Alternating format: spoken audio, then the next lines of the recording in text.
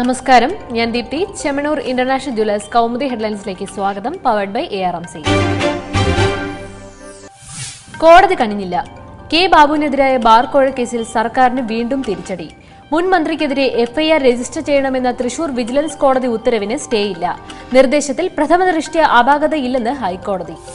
ബാബുവിന്റെ രാജിക്ക് വഴിയൊരുക്കിയ വിജിലൻസ് കോടതി ഉത്തരവ് സ്റ്റേ ചെയ്യണമെന്ന് സർക്കാർ ആവശ്യപ്പെട്ടത് CBI അന്വേഷണ ഹർജി പരിഗണിക്കവേ കോടതി രാഷ്ട്രീയം കളിക്കുന്നു എന്ന വാദം തള്ളി.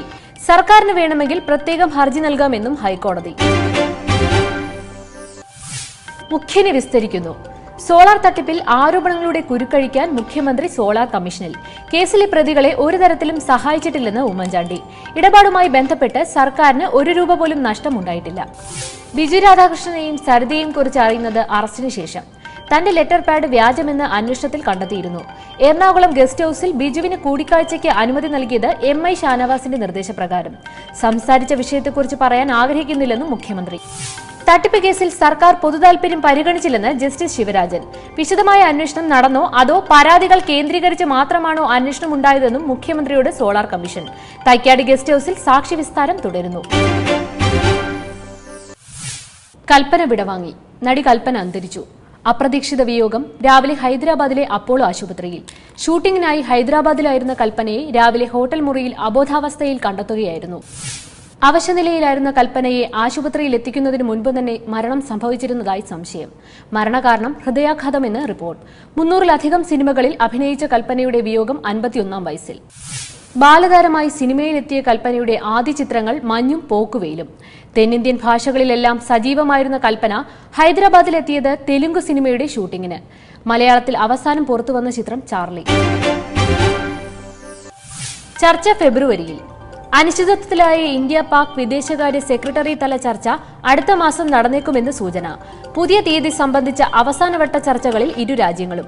പരസ്പര ധാരണയോടെ പുതിയ തീയതി ഉടൻ പ്രഖ്യാപിക്കുമെന്ന് പാകിസ്ഥാൻ. ഇസ്ലാമാബാദിൽ ഈ മാസം 15-ന് നടത്താനിരുന്ന സെക്രട്ടറി തല ചർച്ച മാറ്റിയത് പത്താൻകോട്ടെ ഭീകരാക്രമണത്തിന്റെ പശ്ചാത്തലത്തിൽ. ആക്രമണം നടത്തിയത് പാക് ഭീകര സംഘടനയായ ജെയ്ഷെ മുഹമ്മദ് എന്നും ഇതിനെതിരെ പാകിസ്ഥാൻ ശക്തമായ നടപടി സ്വീകരിക്കണമെന്നും ഇന്ത്യ. കൌമാരോത്സവം കൊടിയിറങ്ങുന്നു. അനന്തപുരിയെ മത്സരലഹരിയിലാഴ്ത്തിയ കൌമാര കലോത്സവത്തിന് ഇന്ന് കൊടിയിറക്കം.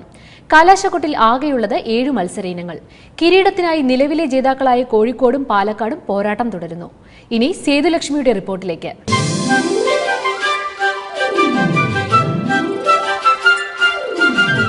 തലസ്ഥാനത്തെ നിറപ്പകിട്ടണിയിച്ച കലാമാമാങ്കത്തിന് തിരശ്ശീല. സംസ്ഥാന സ്കൂൾ കലോത്സവത്തിന്റെ സമാപന ദിവസമായ ഇന്ന് പ്രധാനമായും 5 ഇനങ്ങളിലാണ് മത്സരങ്ങൾ നടക്കുന്നത്. ഞാനിപ്പോൾ നിൽക്കുന്നത് പുത്തരിക്കണ്ടം മൈതാനത്തെ പ്രധാന വേദിയായ ചിലങ്കയിലാണ്. മത്സരങ്ങൾ അവസാന ഘട്ടത്തിലേക്ക് കടക്കുമ്പോഴും കിരീടത്തിനായുള്ള പോരാട്ടം ഇഞ്ചോടിഞ്ചാണ്. കോഴിക്കോടും പാലക്കാടും ഒപ്പത്തിനൊപ്പം നിൽക്കുന്നു. എന്തായാലും വൈകിട്ട് 4-ന് തന്നെ ഇവിടെ സമാപന സമ്മേളനം ആരംഭിക്കും.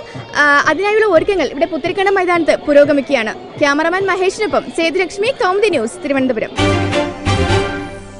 Chemmanur international jewellers Kaumudi headlines powered by ARMC സമാപിക്കുന്നു. അടുത്ത ഹെഡ്ലൈൻസ് 1 മണിക്കൂറിന് ശേഷം. നമസ്കാരം.